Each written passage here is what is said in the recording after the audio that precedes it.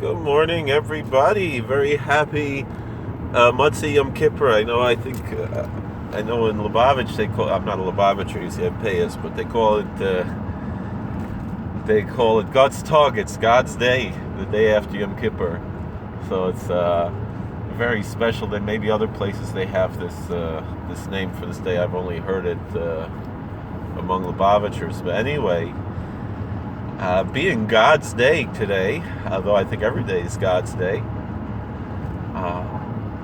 I wanted to talk about something that I've talked about before, but I'm seeing that we're not so different in the world, right? That's kind of the point. You know, I work in the prison, and I see different cultures and different religions and the way that they operate. And so there's two of our chaplains. One is a Eastern Orthodox priest, and he brings his students to be interns in the prison, young men who are learning for the priesthood. And then we have imams who come and serve our prison, and they're part of the Gulen movement and live in his community, Fethullah Gulen's community.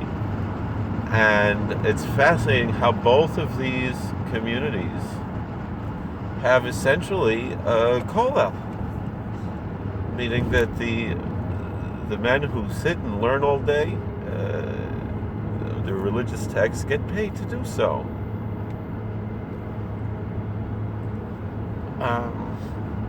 Quite similar to the way in the Jewish and the Haredi world we operate with the kollel system. So it's fascinating that this is, we often think this is not only a Jewish thing, but it's only a Haredi thing, but it's actually something that exists both in Jewish and non-Jewish communities.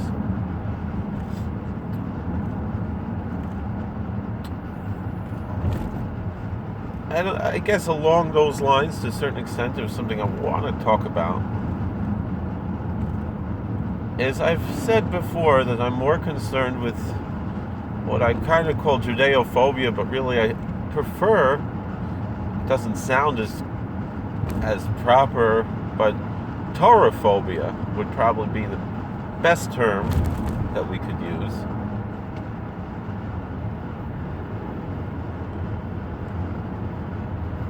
That's what we have in the world, this Toraphobia, as opposed to anti-Semitism.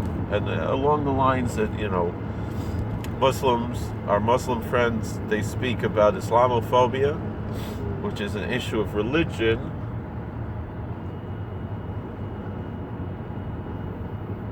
I think, this is what we should be concerned about, not anti-Semitism, but an anti-Torahism. That's what we have to worry about.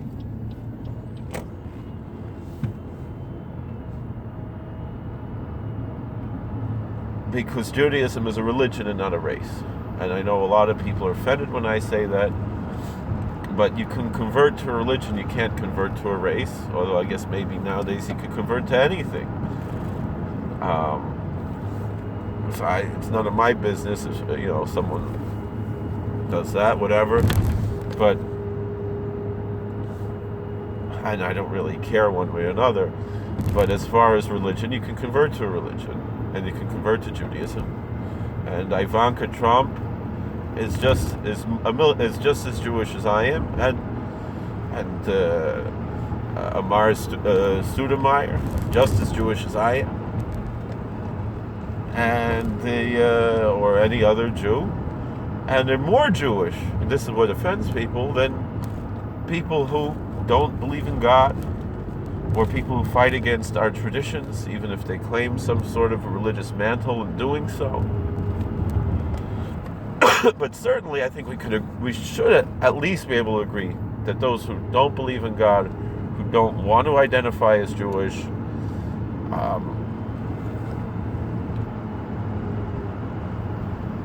we can say from a religious standpoint that these people are non-Gentiles. They are not, they have the obligations of a Jew, but they're not the part of the community. They're not part of Klal Yisrael without some identity. You want to argue that those who use a religious cloak for their left-wing ideologies, the Reform and unfortunately more and more the conservative movement, Gesundheit. I can hear what you're saying. There was an article in the forward about two types of Jews. The difference between Ruth Bader Ginsburg and Bernie Sanders. How Bernie Sanders is embarrassed to call himself a Jew. He says he's the son of Polish immigrants.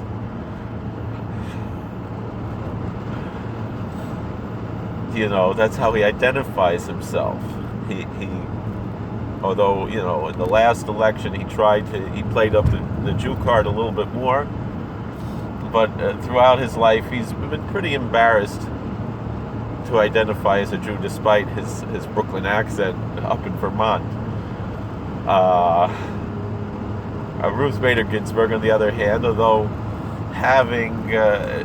she's someone who wrestled with her faith and who was fighting, but still identified very much, and would go to temple on Rosh Hashanah and Yom Kippur, and maybe other times, I don't know. She helped write a Haggadah which fights against tradition, and so forth. But she identified strongly as Jewish, and in a religious way. A different religion, maybe, but this difference. But obviously, there's a strong difference between either of those two, and even the most nominally Orthodox, even someone who drives to an Orthodox synagogue on the Sabbath, and although they're technically violating the Sabbath, at least they're demonstrating a fidelity and a fealty to authentic Judaism and to tradition and to orthodoxy, even little orthodoxy. And yet so often those of us who are orthodox are maligned by the left. People will call Ben Shapiro, who I share one day away a birthday, and we were born the same year. I was born a day before him. Somehow I'm a day older than him. I had a little bit of a head start, but he's more famous than I am.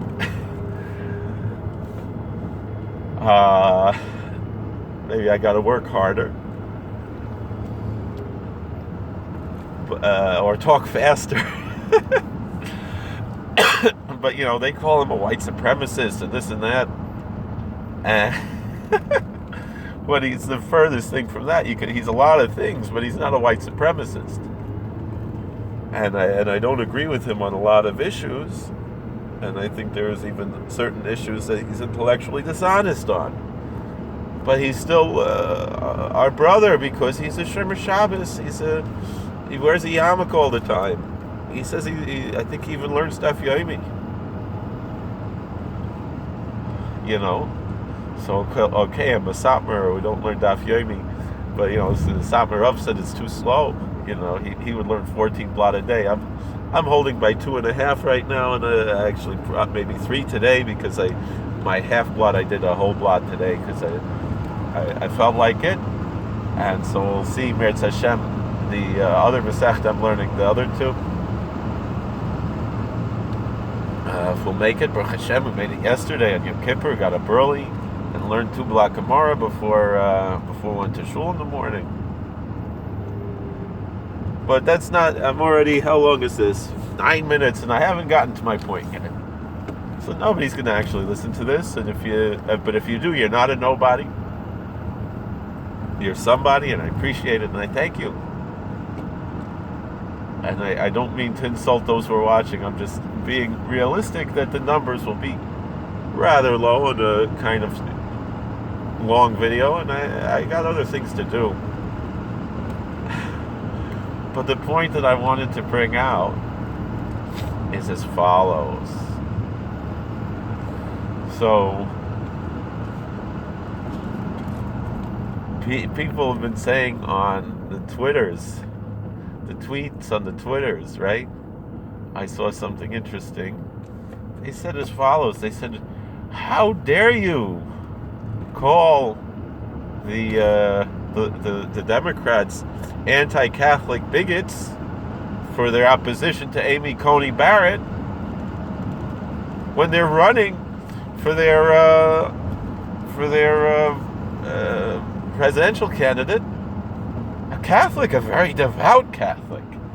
I don't know. I think maybe Kamala Harris might be Catholic also, or you know, I could be. I don't know. You know, because she's Irish, and she's also Caribbean.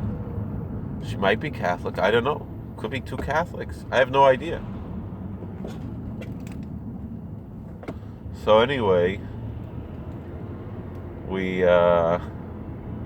so that's what they're saying. They say, "How dare you accuse the Democrats of being anti-Catholic when they're running a Catholic and a devout Catholic?" You know.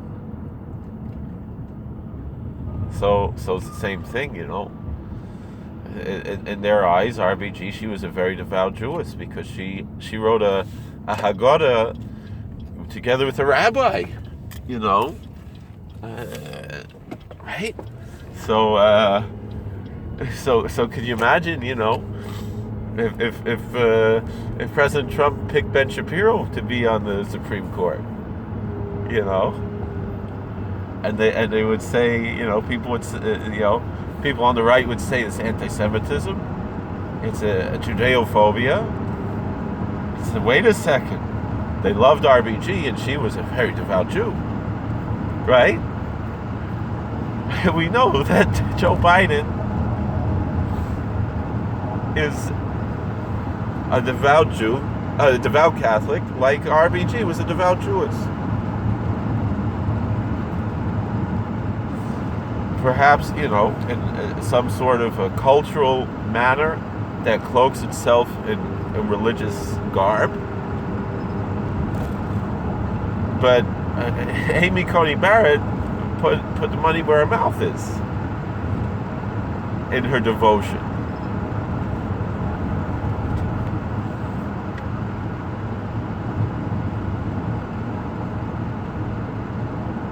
And the truth is, we know historically there have been issues with the Catholic Church.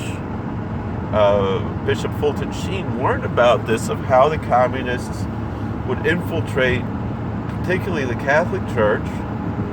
And we know how the communists infiltrated Jewish communities. That everybody knows. I want to say one more thing on a different subject. But that's kind of the point that I'm bringing out, is that here you have, they're saying, "How dare you say that we're anti-Catholic? We're running a Catholic for president, so we can't be anti-Catholic." But the point is again, Catholic is a religion. Right? Well, Christianity is a religion, and Catholicism is the largest denomination of the Christian religion. But similar to the Jewish community, the Catholic community are very cultural. Not all Catholics are cultural Catholics, but you have the phenomenon of cultural Catholics, just like you have the phenomenon of cultural Jews. It's a very culturally. It's interesting how the Catholic Church is, because on one hand, it's very cultural that people will identify as Catholic because they're Irish or Italian or Latinx, I guess is the term that the kids like to use today. Although, of course, we know that the Catholic Church is losing a lot of membership in Latin America, to the evangelical movements, evangelical Protestant movements, and non-denominational movements. But let's put that aside for now.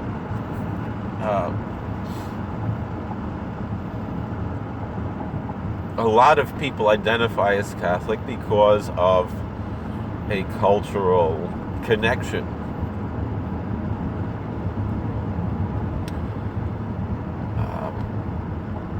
And it's not necessarily a very pious religious devotion. But with that being said, with the cultural aspect of the Catholic communities, the truth is also the Catholic Church is probably one of the most diverse churches, culturally, racially, etc. Which is somewhat of an irony, but it's also a beautiful thing about their church, that they, it's one of the more racially diverse churches. It is, of course, the largest denomination of Christianity there is, but it's also probably the most racially diverse. Probably, maybe per capita, the Jehovah's Witnesses might be more racially diverse. I don't think that really matters, though, and that's the point. Anyway, it's the same situation here. You have someone who is... And I'm not saying that Joe Biden is not a religious Catholic. I'm saying that his expression of his religion deviates from the more pious approach to the faith. Obviously. And his political views are not in line with the teachings of the church. And so we have the same issue here with the Jewish communities. How, yes, you have a large number of people who identify as Jewish in some form, whether religiously or culturally, who obviously deviate from orthodoxy, and they don't claim to be Orthodox, Like we told the story with Rabbi Pavlovich, it's a different religion. It's Protestant and Catholic, although not really. There's obviously differences between Catholicism, Protestantism, and Orthodoxy and Reform. But certainly from a worldview, it's they're two different religions.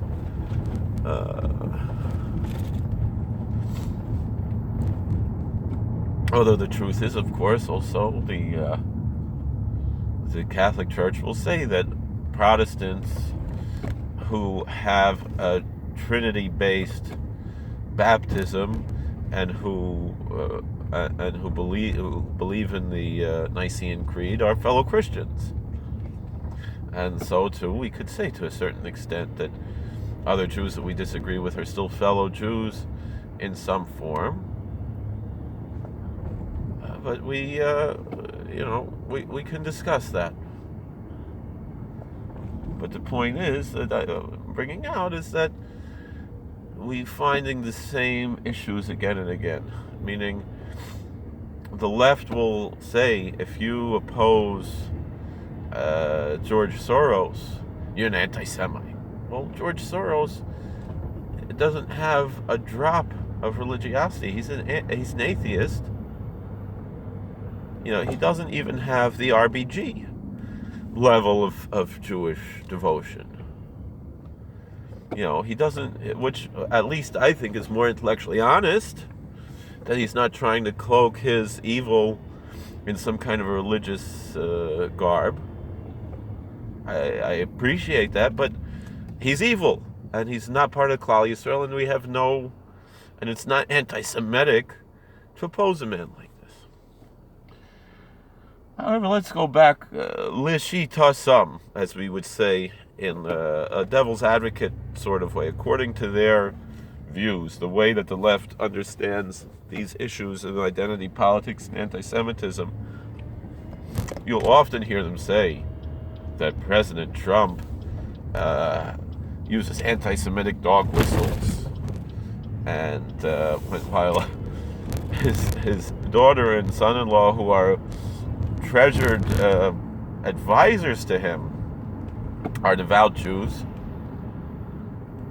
Certainly more, even though you might want to question their total orthopraxy, in general they're getting a heter from a rav for whatever they're doing. And they're certainly much more pious than RBG ever was. Who's, of course, the darling of the left. And for whom they're, reading the whole book of Lamentations 20 times over her passing. And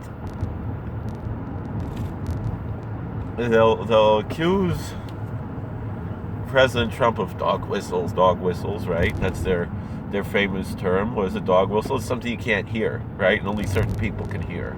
And so, he's saying, he's kind of, winking at the other anti-Semites, so they can hear it, which is nonsense. And he just declared the KKK terrorist organization. So, which I'm sure if Biden comes back in, when I say back in, he was a senator and a vice president. So if he's been out of politics out of office for 4 years, the first time in most of his life that he's in that situation, more than half of his life. And so here he is. He might reverse that, just like Woodrow Wilson did. Another progressive Democrat, left-wing progressive Democrat. But anyway, the left ignores Joe Biden's open racism when he says things like "you ain't black" and that the black community is not diverse and so forth. But what about, and again I'm saying this as we would say in a Jewish parlance, l'shitosam, according to their opinions, according, a kind of devil's advocate approach. Joe Biden said, and I quote, "Do I look like a socialist? I beat the socialists." Now, what does a socialist look like? Does a socialist have a hooked nose and kind of wring his hands like this and is bent over? Maybe have a little 5 o'clock shadow? Is that what a socialist looks like? And that's what he's saying? That he doesn't look like a socialist? And that he beat the socialists? Like Bernie Sanders, who doesn't have a hooked nose. But what I'm saying is, again, I'm using these tropes to bring something out. Why isn't Joe Biden being accused, lishitasam, of using an anti-Semitic dog whistle when he says, "Do I look like a socialist? I beat the socialists." And that's, again, that would be along the lines of anti-Semitism and not anti-Judaism, because socialism is obviously the opposite of authentic Judaism. And that all the leftists have turned their back on our tradition and have been fighting against it, and they're not our friends, they're not our brothers, they're our enemies. Even if we happen to share blood, I don't care about that. We're a community of faith. We're not racist. We're not Nazis who just have affinity for people just because of some shared ancestry. We're brothers and sisters in faith. That's what the Jewish community is. And I don't care how many people are offended when I say that. Excuse me. But to say something like that, to say Do I look like a socialist? I beat the socialists. I think that is much more of what the left would call an anti-Semitic dog whistle than anything that Donald Trump has said. And again, I disagree strongly when President Donald Trump says things about Israel.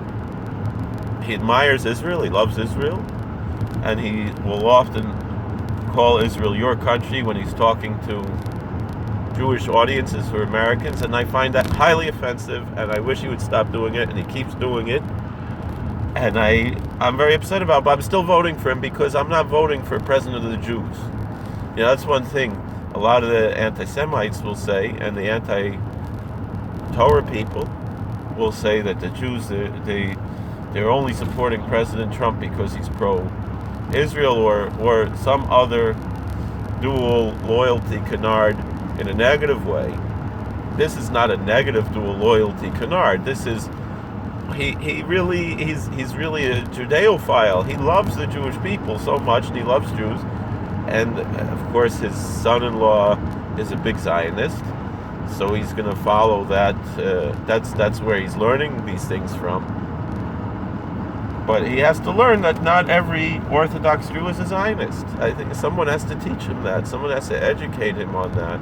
I don't know if Jared Kushner is willing to do that, if he's intellectually honest enough. Like I remember I called Dennis Prager a few years ago and talked to him about this issue, certain issues about Israel, and he was intellectually honest to say, yeah, there are right-wing Jews who oppose Israel. It's not just the left-wing Jews. And I don't say I oppose Israel. I oppose Zionism, and I oppose the idea of Israel calling itself a Jewish state and engaging in identity theft and claiming that I belong to them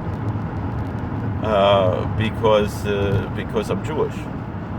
That's what I really have a problem with, and of course I have religious issues with it. And I do believe that Zionism causes anti-Semitism and emboldens anti-Semitism and increases anti-Semitism and anti-Judaism. And also, I believe that our faith prohibits a Jewish state in this time. It's not time for me to discuss those issues, but that's on the table, that's on the plate. But the main thing that I'm talking about here is just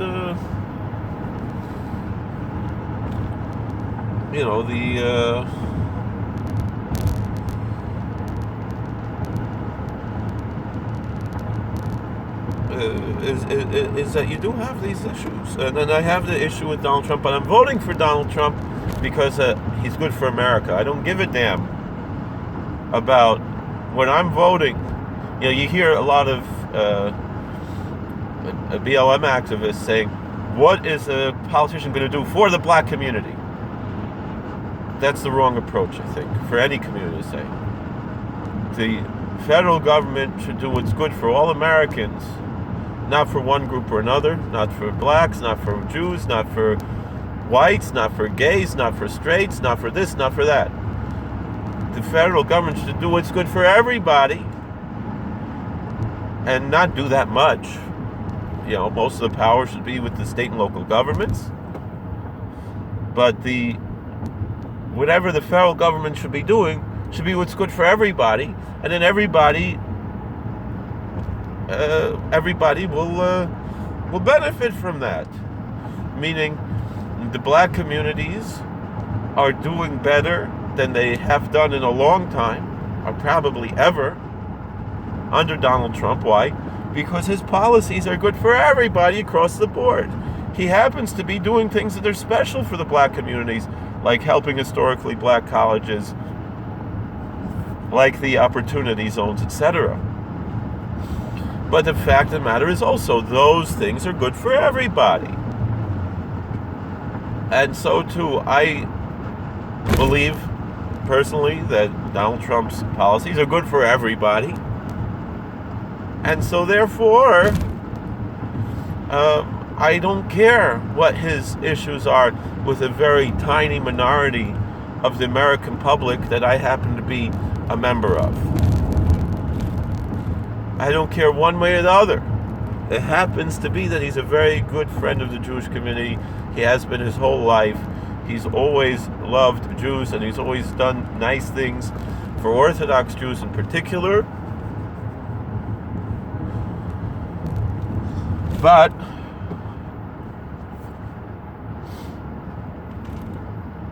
we are, the point that I'm bringing out is that the things that I don't like about his connection to the Jewish community don't matter to me, because he is good for America.